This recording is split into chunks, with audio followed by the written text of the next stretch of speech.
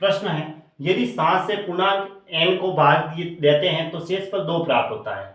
यदि 7 से 9n को भाग दिया जाए तो शेषफल क्या होगा?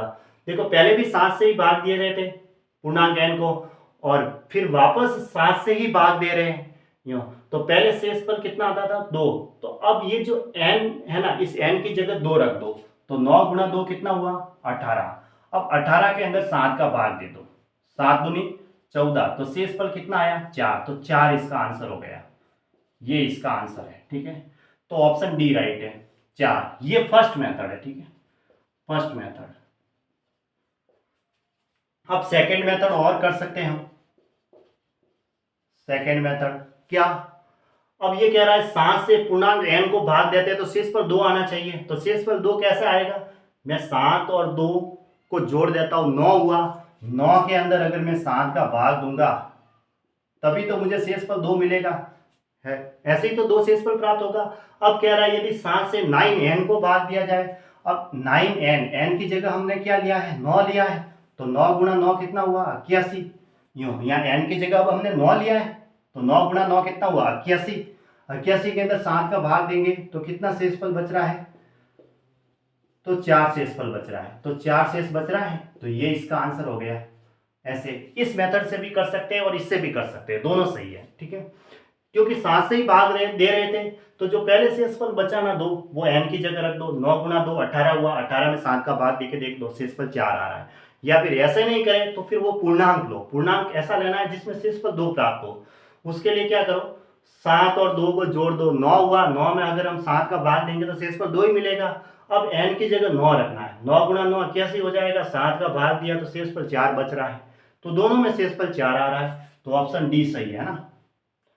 संख्या निम्न में से किस संख्या से विभाज्य है? देखो एक ऑप्शन तो 5 का भाज्यता का नियम क्या कहता है? इकाई अंक 0 या 5 होना चाहिए, तो यहाँ तो इकाई अंक 6 है, तो ये तो ऑप्शन हट गया। ठीक है, अब ये ऑप्शन चला गया। अब देखो 8 और 4 को देखते हैं।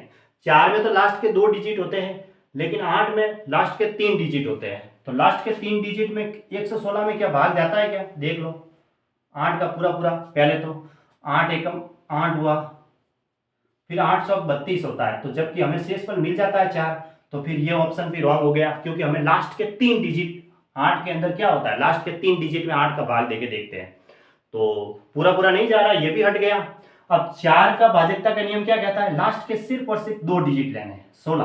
16 में 4 का भाग पूरा पूरा जाता है, 4 से 16, ऐसे अगर भाग देते हैं ना नॉर्मली, 4 का भाग दिया तो ये 4 बार गया तो शेषफल 0 आ रहा ना, तो इसका मतलब ये 4 से विभाजित है। ऑप्शन ए राइट है, ऐसे ऑप्शन ए सही है, ये है। अब संख्या निम्न में से किस संख्या से विभाज्य? अब देखो ये सीजीएल टीयर 2 में आ रखा है प्रश्न, सीजीएल मेंस में 2023 में, संख्या निम्न में से किस संख्या से विभाज्य है? देखो 5 से भाज्यता का नियम क्या कहता है? लास्ट में 0 या 5 होना चाहिए, तो ये तो हट गया क्योंकि यहाँ इकाई अंक 6 है। अब यहाँ देखता हूं मैं 8 से भाज्यता का नियम क्या कहता है? पीछे के 3 डिजिट लो। 216 में अगर पीछे के 3 डिजिट में मैं 8 का भाग देता हूं तो 2 8 16, फिर 5 रहा शेषफल, फिर 6 उतारा तो 8 तो 56 है ना, तो शेषफल 0 आ रहा है, यानी कि पीछे के 3 डिजिट में 8 का भाग पूरा पूरा जा रहा है, तो इसका मतलब ऑप्शन डी सही है। ऐसे डायरेक्ट भी ऐसे आप देख के पता कर सकते हैं। फिर 11 से भाजकता का नियम तो वही विषम स्थानों के अंकों का योग और सम स्थानों के अंकों का योग करके देखो, अंतर आता है, अंतर 0 या 11 आता है तो ठीक है। वैसे हमें 8 से पता चल गया है कि पीछे के 3 डिजिट है, उसमें भाग देके देखा तो पता चला कि पूरा पूरा जाता है, तो इसका मतलब ये 8 से पूरी पूरी संख्या 8 से विभाजित होगी। ये भी मेंस में आ रखा है, ये भी मेंस में आ रखा है, ये भी 10+2 में आ रखा है। ठीक है।